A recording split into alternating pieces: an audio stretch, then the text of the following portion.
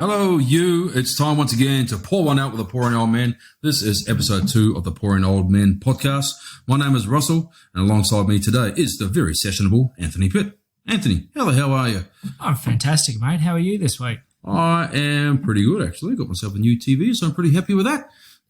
Perfect timing too. With it is the sports person's dream at the moment. Absolutely. The purchase did happily coincide with the return of the Premier League, so I was quite pleased with that. And it's got inbuilt Optus Sport, so I made good use of that early on. Perfect. So you got Optus Sport, you got Premier League, the NFL's back. Yes. NBA finals are on. We've had rugby league, AFL, even the cricket's been on, which has been. Has that been on? Yeah. Apparently Australia beat the Poms. I know it.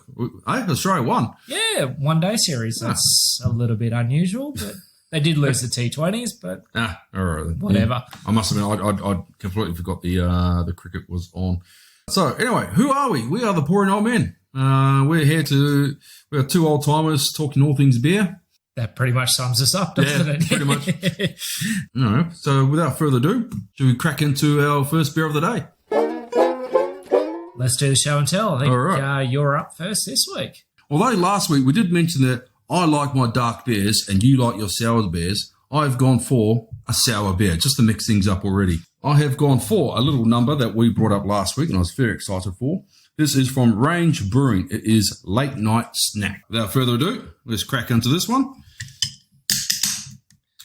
That is one of the greatest sounds on them. Ah, yes. Now, this is my first ever Range beer, so the expectation is there. Wow, that is purple coming out. It's a great colour, isn't it?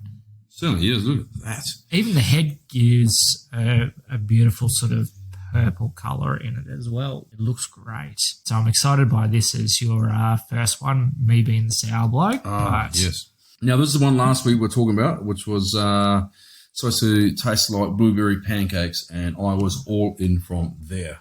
Wow, it does have a strong blueberry smell to it, which is exciting. All right. Am I tasting this one first? Yeah, you can have a crack while I'll have a bit of a read on this one. So a smoothie-style imperial sour with blueberry, blackcurrant, and maple syrup. That does sound good. Definitely smell the blueberries. Let's see if I can smell any maple syrup going on here. Yeah, so it's 3 standard drinks in there with an ABV of 8.7 in a 440ml can. Just to give you an idea of the colour, it's like a cloudy Ribena kind of colour, isn't it? That's probably apple and blackcurrant juice. Now the purple beer from Breville that they had the other day, that was crystal clear but purple. This is definitely a... It's thicker. It's their smoothie, so it looks like a blueberry smoothie from Juice Boost, let's be honest. Yeah, it is much murkier. All right. Let's give this bad boy a quick taste. That's the can. I must say, with Range, the cans are a little boring, but I guess if you do a good beer, you don't need to worry about your can art. First thoughts? Strong on the sour blueberry. That's good. I'm not giving too much of the pancake and maple syrup on there. Yep, you do get that typical imperial beer sort of taste to it. It's definitely a sipping kind of sour. It's got the very strong tartness to it. It's very, very nice. If you're a sour beer drinker, this is the good tartness to it. You don't want to go any further. Well, that's my thoughts. Pity, you going to give that one a nudge? You are the sour expert on this show. Do get that combination of the blueberry and blackberry, which is quite nice. Definitely, it's that mid-range sour. It's not, for a sour beer drinker, it's not light, but it's not that face-puckering, challenging sour, which can be quite enjoyable as well. Probably that if you're not a sour beer drinker, it's a good sort of introduction, I think to the sour range. I haven't gotten any maple syrup. No, and I'm looking because I do love my maple syrup, and maple syrup in a beer, if it's the right beer, can go quite well. Well, the only maple syrup I do is with my bacon. So this is true. That's true. Maple syrup, bacon, and pancakes always a goodie. But there's just I think now I can't remember. It was a Brewdog or Garage Party. What have been Brewdog did a Kamikaze Knitting Club beer, and it was a It was a maple bacon stout or something like that, and that was fantastic. See, I can see maple bacon working with a stout, that smokiness and then the sweetness that comes with it. This beer is intriguing. I'm not necessarily sure I get that pancake. No. I mean, they haven't put. I don't think they've put that on the. Did they put it on the can? The pancakes? No. There's just in the description on the when they announced it last week. So it's not blowing my socks off. No, it's still it's a good beer without being that spectacular beer. Yep. I don't think I'd go back for a second one, but I'm really glad I've had. Well, I will, because I've still got 3 more of them at home, and I'll give it I'll give it a thorough assessment by the end of the them, and I will give them credit as well. Like these are 440ml cans, so they go the big boy cans, and I do appreciate that. Nothing worse than picking up a couple of beers and they're 330ml and 350ml and. Yeah, particularly too when they're good ones and you're already at the end of the beer by the time you realise you're really enjoying it and you're done. Yeah, I'm enjoying it. It's nice. It's not blowing my socks off. Maybe because I'm not wearing any socks. I can't barefoot today, but if I was wearing socks, they would be still quite firmly attached to my feet right about now. It's weird. Like if I was to give it a score, because I can't fault the beer, but still it's not grabbing me like where I'd race out and tell someone else you need to get this beer and try it. Yeah. Some of the issue for me is probably just from the hype. Range Brewing comes with a weight of expectation. If you read the comments on Facebook around the place, they held in very high regard, and I got no doubt they are a very good brewing. But this one is just it's fine. Like I've had blueberry sours before. They were probably on par with this. I think Hope Estate have a blueberry tart. Imperial blueberry tart, which is very similar to that. That is a cracking one. That is, and now I'm trying to compare those two. I think the Hope might have an edge on that one. I would actually say the Hope has it just because it's probably a little bit tartar where it's... I think the flavour's a bit more defined on it. Like you get the real strong blueberry, but you also get that kind of pastry kind of flavour to the Hope one, whereas this one is...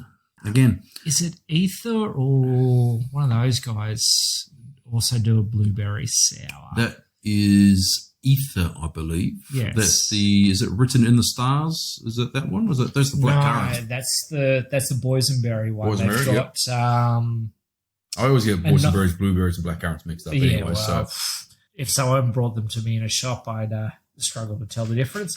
I picked the blueberries. The other ones I'd be in trouble with. So overall, it's good. I'm not wild by it.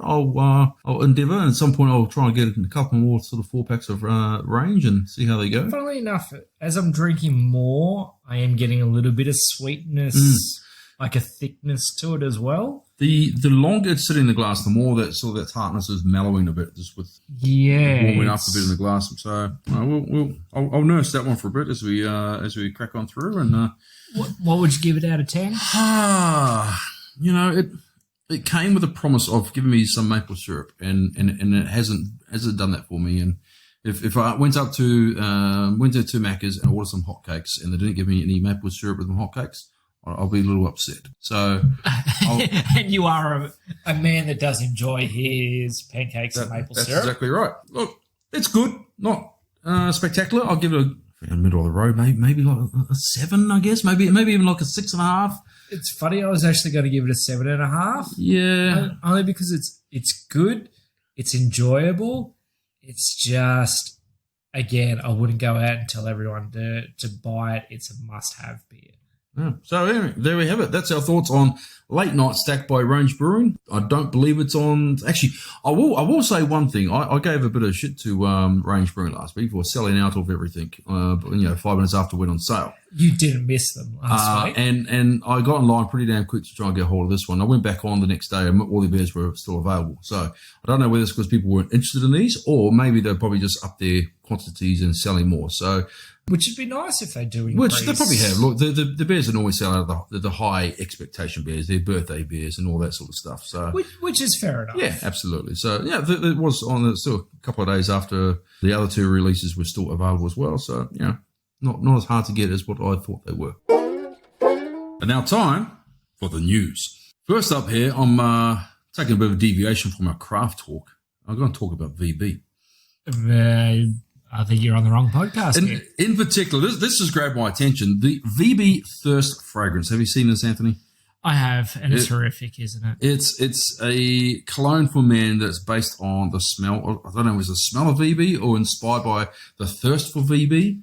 If it was the smell of VB, it'd smell like a urinal.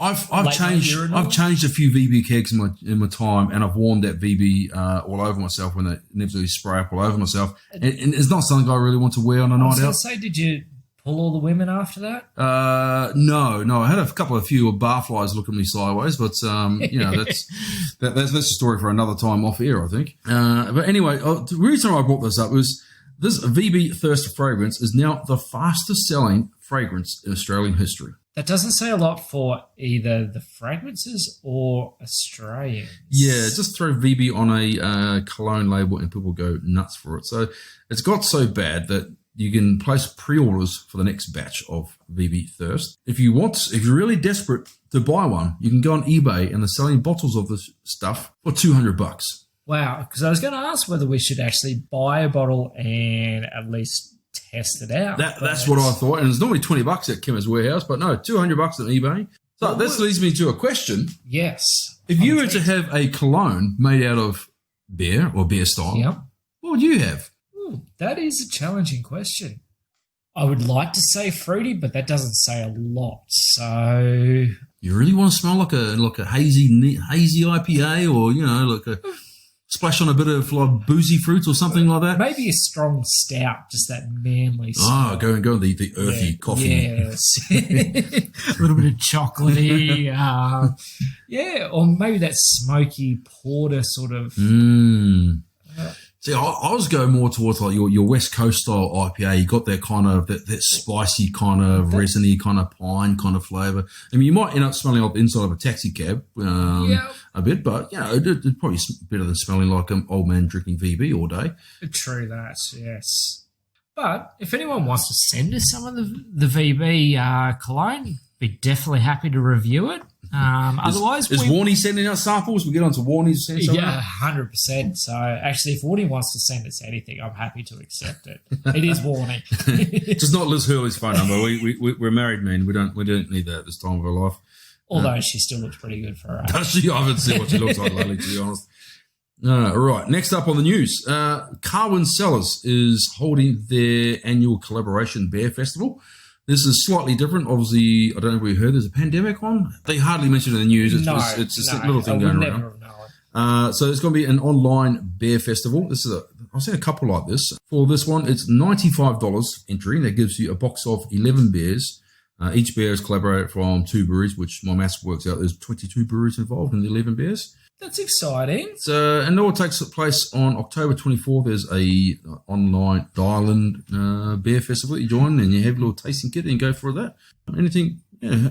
Have you looked at this one, Pity? I have looked at it. There are some interesting breweries sort of participating, so we'll be intrigued by some of the collabs that come out. Have been a little bit boring. So I'll be interested to see whether they do some exciting ones, whereas it makes me want to go out and spend that $95. Yeah, I'm just looking at the collabs they got on here. The two that interest me, the one that interests me most is collaborate between Other Side Brewing from WA and Garage Project in New Zealand. I'm going to say anything with Garage Project. Well, that's always a good start. And Other Side, I was looking at some of their limited releases. They do some kind of bold stuff. Their main core range is okay, but yeah, they push some boundaries as well. The other one that had my attention was Fallon's Brewing in Brisbane here and Firestone Walker from California.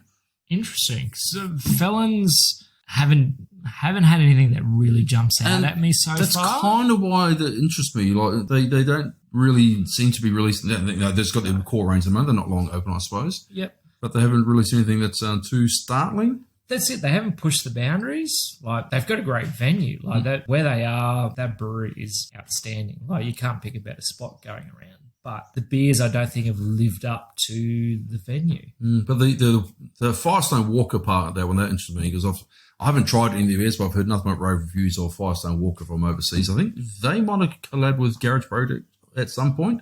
But yeah, they've got a pretty fearsome reputation overseas, so that'll be interesting to see how that one would go. It'd be interesting because I know there are a few American sort of craft beers popping up where it's not the watered down piss that's the standard beer US beers are out there. To their credit, American craft beer kind of jumped the gun and really got ahead of the pack and have led by example for the rest of the world. I think they do some great craft ones out there. If I had to live a life of drinking Budweiser or Miller, I'll probably quickly start making my own good beer anyway. So 100%.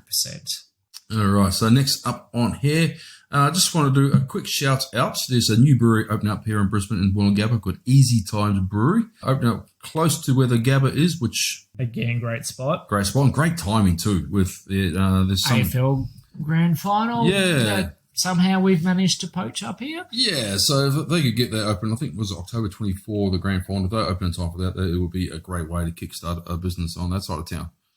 If you can't get a crowd for that, then you might as well close the doors straight away. And I didn't actually write any notes on this one, but they working with a Proof Barbecue and Beer. So they've got a barbecue joint that's going on site there as well. So give me some ribs, chicken wings, exactly. Chips, and craft beer. Barbecue. Yeah, happy days. I'm in for that. This is brought up as news. I saw this on Brews News during the week that Brewdog is on the hunt for a new location around Brisbane. Also looking in Melbourne and Sydney as well. But I'm not familiar with locations around Melbourne, Sydney, but Brisbane, where? Are they going to stick on that fringe sort of valley, South Brisbane, West As End? you would expect, they've named the favourites to land a Brewdog pub, and they're all the usuals that you expect in Brisbane. So you've got South Brisbane, West End, Fortescue Valley, and Bowen Hills. Which is disappointing.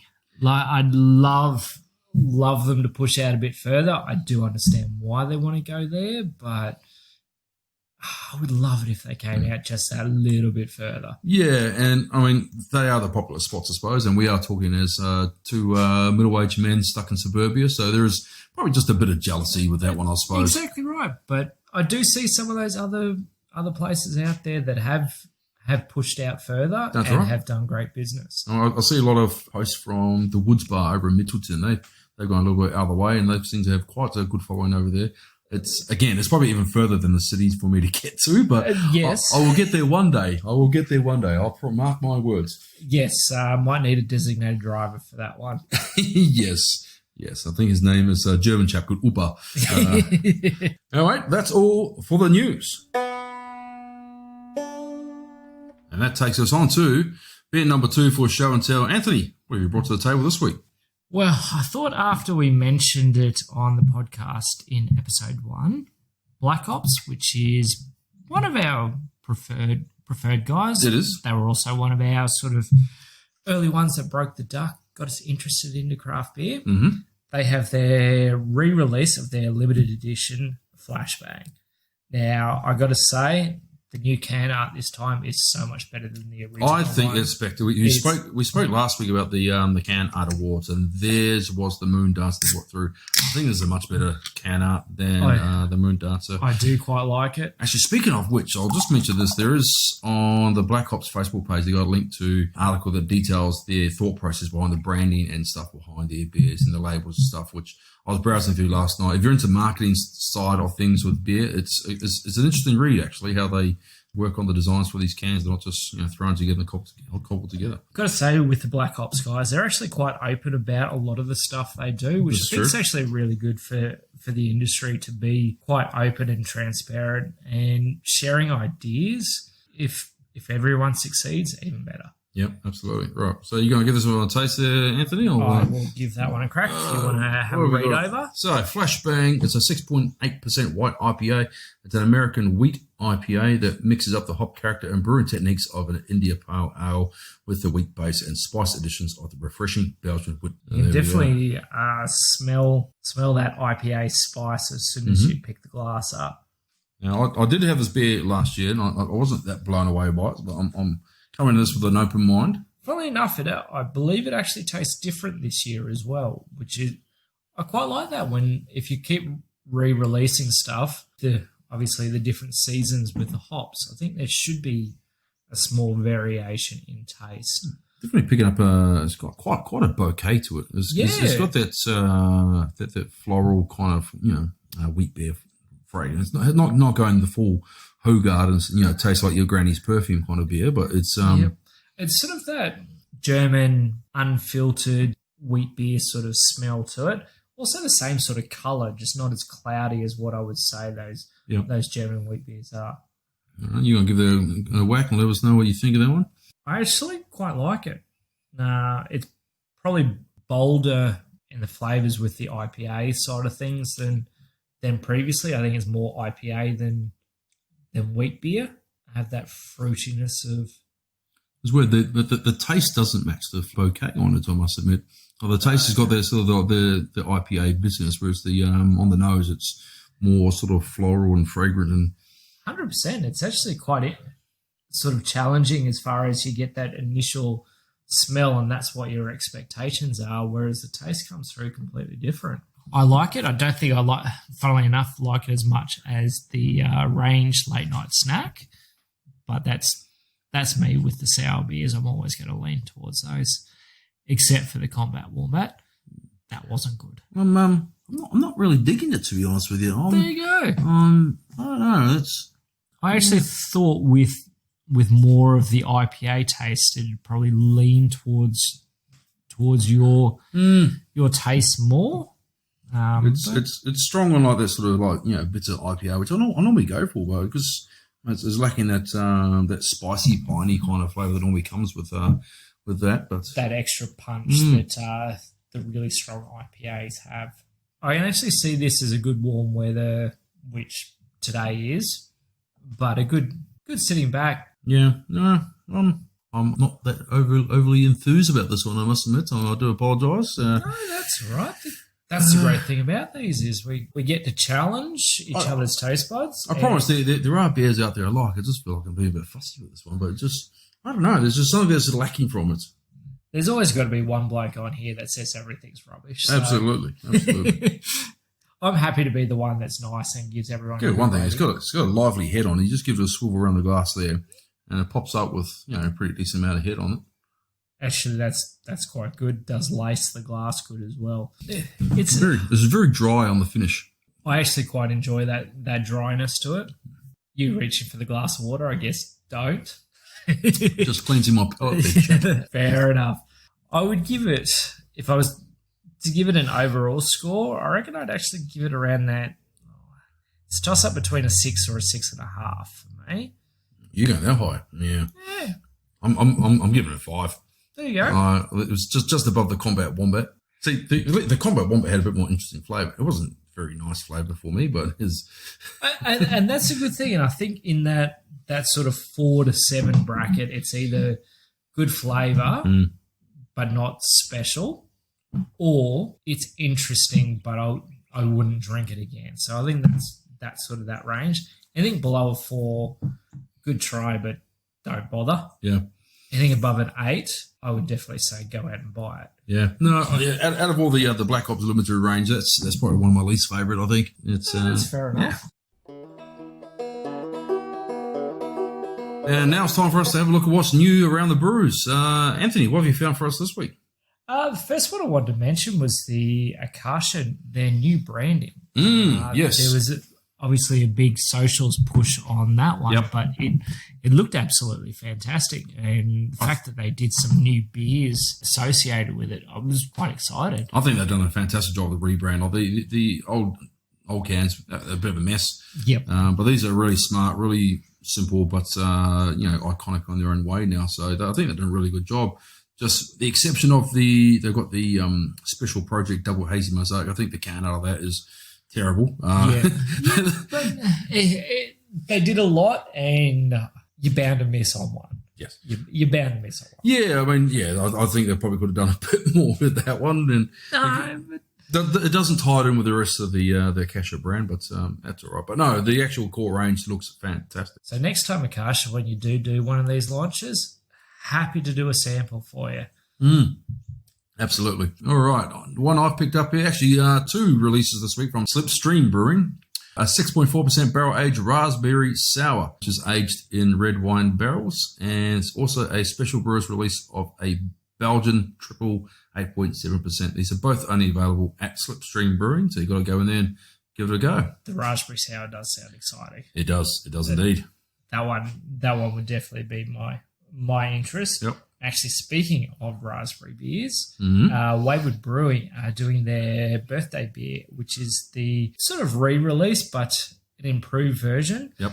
It is now a double raspberry Berliner. I love the original one, so the fact that the doubles come out, I would definitely be looking out for that. Also coming out, Newstead Brewing under their working title brand. This is their barrel age program. This is called A Long Story Short. It is a wheat wine, which according to them is more similar to a strong version of American wheat rather than barley wine. It's barreled in tequila barrels for 12 months. That'll be interesting. And it comes out in tiny little 250ml cans. They're very cute. But I have seen those little cans. That's an interesting way of doing things. It is. And it is a stronger beer. I think it's like 12-13%. So that's probably needs to be done. That's understandable then. But that is definitely interesting. It's the thing I find interesting with this. There's a bit of a trend at the moment. The breweries are all pushing boundaries and trying to do new things. There's a few that are doing the same thing at the moment. Newstead got their working title barrel age program. Black Ops got the AWOL barrel age program as well. And I know Ballistic are doing some barrel age. They did the Coup de Grace last month. I think they've got some others on the way as well. That's it, because I believe Black Ops not only are doing that program, but are actually opening a new venue which is specifically for their barrel age stuff. That's right. But yeah, interesting to see which way these breweries go. I look forward to it. I do love being a dark beer drinker. A barrel aged stout is always a good one for me. A Slipstream, the barrel aged some of these stouts in the year, they were pretty damn good. As long as they don't go the bourbon barrel age, I do find the bourbon overpowers things for me. If it's done well and balanced out all right, it's good. Some of the ones use rum barrels, and depending on the rum, I like rum as long as it's not Bundy. So if it tastes like Bundy, I'm out. Yep, fair call on that one. So good spice rum, but not Bundy.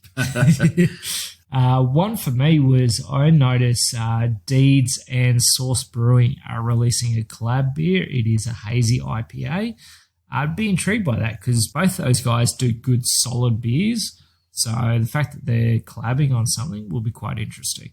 Dees is on a bit of a roll at the moment. There's a lot of hype train action going on for Dees currently. Well, jump aboard the juice train.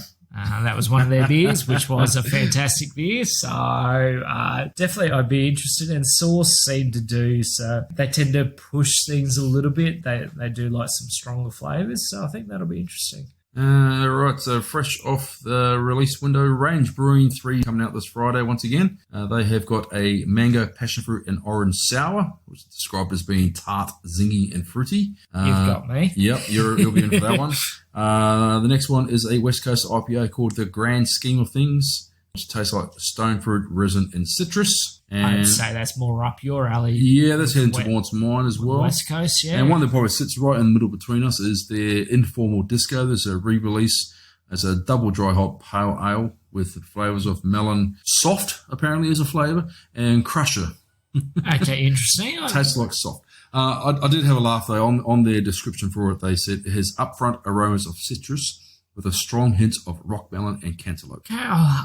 Stone fruit flavored beers they're hit or miss. Mm-hmm. They're very hit or miss. It's very much either a 1 or quite a good score. Yep. So I'll be intrigued if we can get a hold of that one. I think it'd be a good one. The thing I picked up on that though is they specify both rock melon and cantaloupe.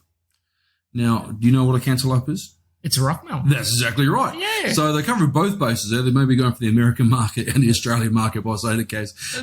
There you go. You might as well appeal to everyone and confuse everyone at the same time. Yeah, I read those. Isn't a cantaloupe just a rock melon? And yes, it is. There you go. Yes. One other one I did see was Zitho Brewing, and I guess I said that correctly. Let's go with it. I'm not Greek, so I can't correct you on that one. They are releasing a white stout. Now, that will be interesting. I remember last year, who was it that released that? Was Stonewood Counterculture. That right. Was Was it Invisible Stout or was it they called it? No, it was the. That's going to annoy me. So if someone wants to reach out to us on the socials and let us know what that one was, but it was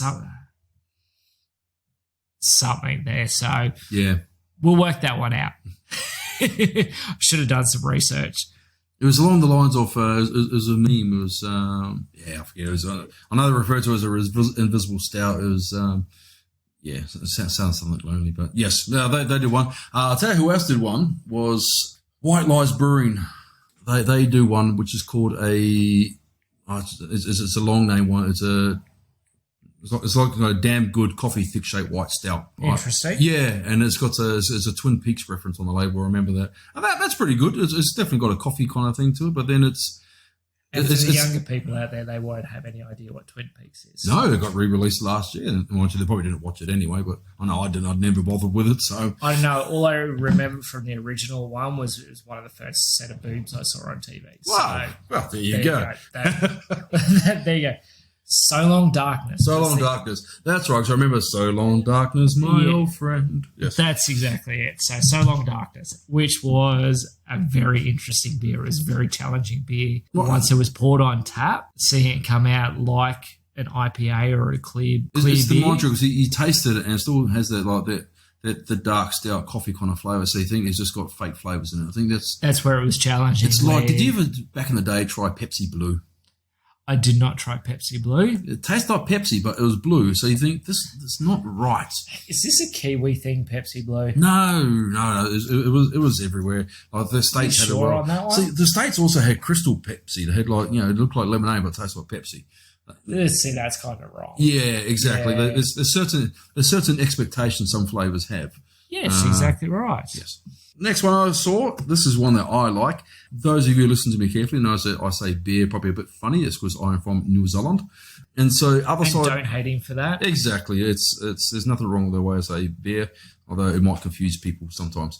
Other Side Brewing from WA, they have got a Fijoa New Zealand IPA. I love a Fijoa. Have you ever had a Fijoa, Anthony? I don't think I have. In case people don't know, it's a very much a Kiwi thing. Yes, it comes in a structure like a kiwi fruit. So you got the outside, which you don't furry outside. Not furry. It's like a shaved kiwi fruit. Okay, cool. Yep. So it's like a kiwi fruit with a Brazilian. Exactly. Yep. They are from Brazil, actually. There you go. There you go. Little South America, but yes. So you don't eat the outside because it's all leathery and disgusting, but the inside is a very sort of tart and strong flavoured. It's very distinctive flavour. Interesting. It's weird.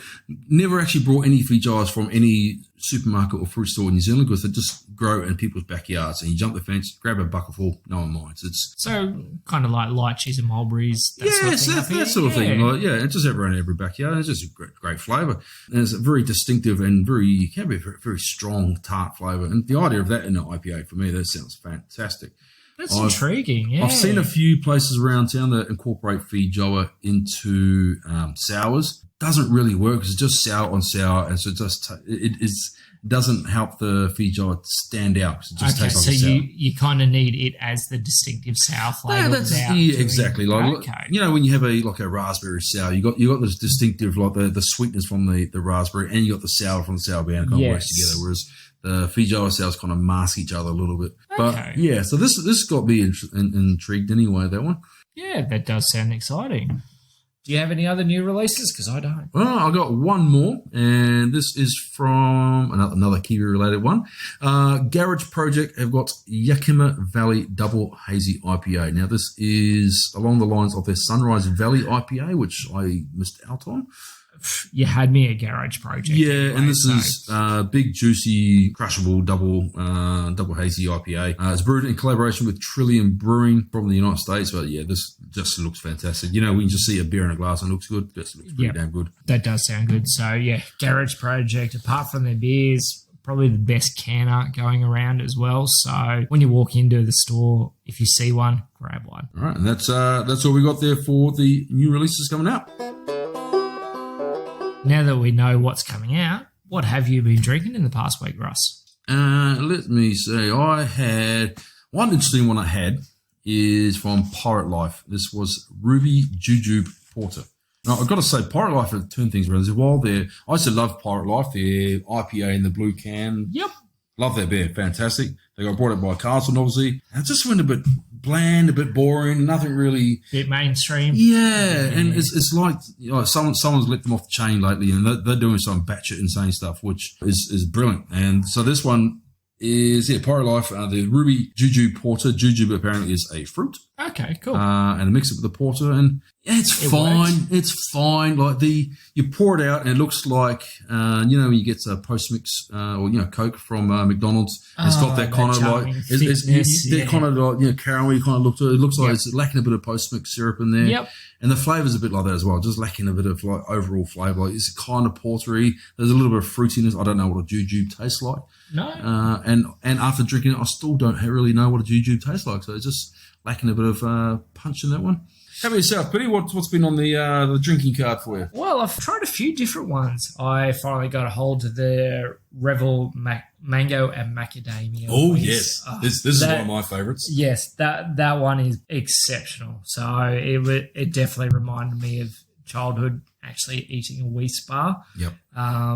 We will actually be doing some short reviews on that one. So if you want some more details, we will put it up on our socials. And what is our socials there, Pity?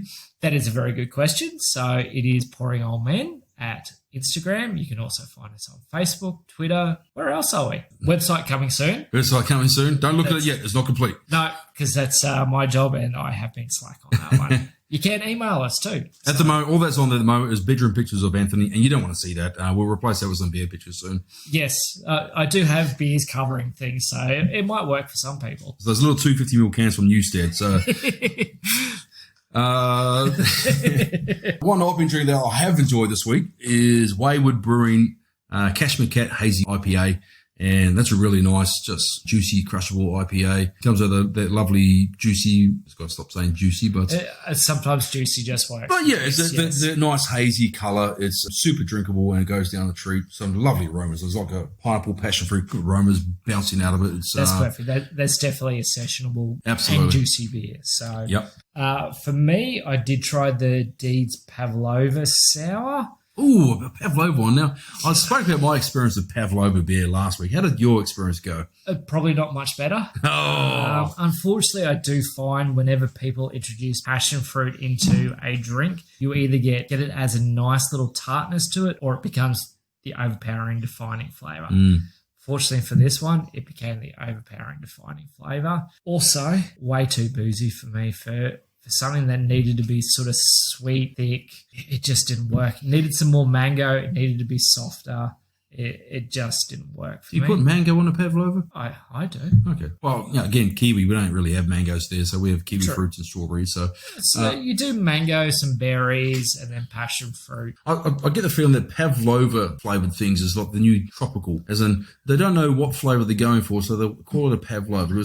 Are they trying to make it taste like the Pavlova or the fruit on top? True that. And tropical has previously been, oh no, it tastes fruity, but we don't know what it is. Yeah. It could be that Pavlova is, or it kind of tastes like passion fruit, so we'll call it Pavlova. Yeah, it tastes like passion fruit. Everything threw some lactose in there and hope for the best. But I haven't had a good tasting Pavlova thing, beer-wise. I did have a good tasting Pavlova Slurpee from 7-Eleven a few years ago. That actually tasted like a Pavlova and was pretty damn good. It was better than it had any right to be. So maybe if we put some beer in the Pavlova Slurpee, it could have worked. If you got nothing, then whack it in the freezer and we'll turn it into a Slurpee. We might be onto something. Perfect. One other beer I'd actually like to mention that I've had this week is Bolter have brought their hazy IPA into their core range. Yes, they have. Thank you, Bolter. Yep. I am disappointed that they've shrunk the cans. I am as well. However, like Black Ops and their Goat, Bolter and their hazy IPA, they're just too exceptional. Yep. And there are juicier beers, there are crushable beers. This is the regular go-to and pick it up wherever you want. And yes. Yeah. Now that those both are core range, the fact that you can pick them up pretty much anywhere and price-wise, the fact that they're coming in at the same sort of prices as like your James Squire 150 lashes and that sort of range, why would you pick any others? It's interesting for me that these breweries are hazy IPAs now becoming part of core range. You go back about 5, 6, 7 years ago and a brewery's core range was you had a pale ale, you had a lager, you had a golden ale and an amber ale. Yes. Whereas the golden and the ambers, they've gone wayward. They've gone. You look at Newstead, they've changed their golden ale to a golden hazy now, or golden juice or something like that. And I can understand why. Like the golden ales, I think particularly for the Australian weather, probably doesn't work as well. They're not that sessionable, not that refreshing sort of crispness that you need in warm weather. I got to admit, I love them. I love a golden ale.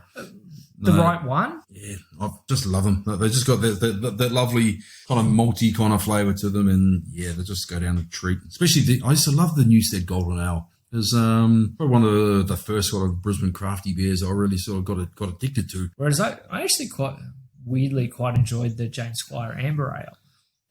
Yep. It was quite strong on the malt flavour. It was probably a cooler weather beer, but it was sort of the autumn beer before you went into your stouts and dark beers in winter. Not that we really have a winter, but let's just run with that. It got chilly for a couple of days in there, you know. It dropped below 20 degrees, so that was winter. It was tough. You guys have no idea what it's like. Yeah.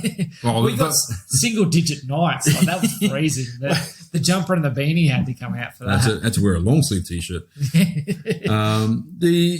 other one I've been drinking this week, I've been having a few of the Black Hops Goat, just the classic go-to. The other one I had was the Akasha Sabro IPA. Ooh. Now, I've discovered Sabro hops this year, and I love them. That is your stone fruit and rock melon. It comes with almost like a creamy kind of, almost like an Amarillo kind of background taste to it. This one from Akasha just lacked that punch. It wasn't as prominent a flavour as what I've had in some other Sabro IPAs. Have you had the ballistic one? Yes, that was a fantastic. That was probably the first Sabro IPA I've had, and it set a pretty high standard. Yes. They brought that out during lockdown. I went through a few growlers of that. Yes, I cracked that probably a couple of weeks ago and quite enjoy that. I think, that was a brilliant one. And so I was comparing it to the ballistic, and the ballistic one is far superior. I just wish they would release that again sometime soon. Ballistic, yes. Jeez, I found it the other day, so I'll have to tip you off on that one. Yes, please. I actually tried, speaking of Sabro, the Grassy Knolls Sabro Sunset. Again, probably wasn't as strong, as crisp a flavour as the ballistic, but it was quite enjoyable as well. So it was probably the ballistic Sabro IPA light. I'll tell you a surprising thing. Like James Squire brought out their Hop Thief 10 the other day. I used to love the Hop Thieves. Gone off, and they've been, They got a bit ordinary. Yeah, they got ordinary as, they kind of walked it down and got to know better independent beers go around the place. But their Hop Thief 10 is not bad. Like, it's got a mix of hops, one of them being Sabro, and it's all right, actually. Yes, it's not an independent beer. Sacrilegious, I know. It doesn't have the stamp. So I let my taste guide me with that sort of thing, and it tastes all right. It's fine. Sometimes budget, and sometimes just needing a fridge filler sort of drives your beer choice. That's exactly right.